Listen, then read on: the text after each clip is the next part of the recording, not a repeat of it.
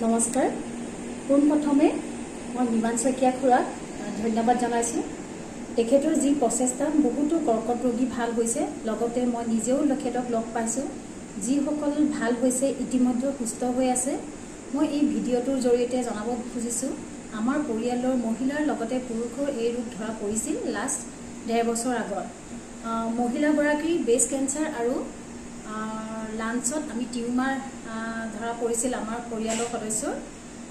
First আমি medical ছায়েন্সৰ সহায় লৈছিলোঁ যদিও গোলাঘাটৰ মৰঙীত অঞ্চলৰ 3 নং গোলাগুৰি গাঁৱত থকা বিমান শইকীয়া খুৰাৰ কথা আমি গম পালোঁ। তেখেতক আমি লগ কৰি চাবা স্নেকৰ লগতে বেঙুনীয়া ৰাইচৰ মানে যিটো বেঙুনীয়া চাউলৰ বিষয়ে আমি বিতংভাৱে জানি ল'লোঁ। তেখেতে দিয়া দিহা পৰামৰ্শৰ জৰিয়তে আমি সকলোৱে নিয়মখিনি মানিব ল'লোঁ আৰু ভগৱানৰ আশীৰ্বাদ লগতে তেখেতৰ দৰবাৰৰ আশীৰ্বাদ হয়তো আজি আমি পৰিয়ালৰ সকলো সদস্যৰ যিখিনি আছিলে এজন দুজন নহয় 3-4 গৰাকী বডিত কেঞ্চাৰ চেল ইতিমধ্যে নাইকিয়া বুলি আমাক মেডিকেল ছায়েন্সে জনাইছে।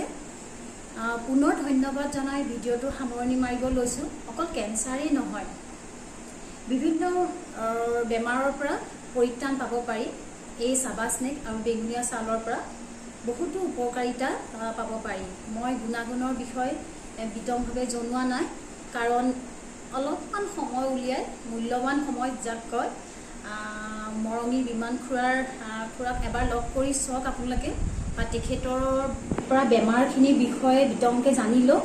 তাৰপিছত আপোনালোকে সকলো গম পাব। মই হয়তো ইমান বিতংকৈ নকওঁ, এইখিনি কৈ মই ভিডিঅ'টো সামৰণি মাৰিছোঁ। ধন্যবাদ।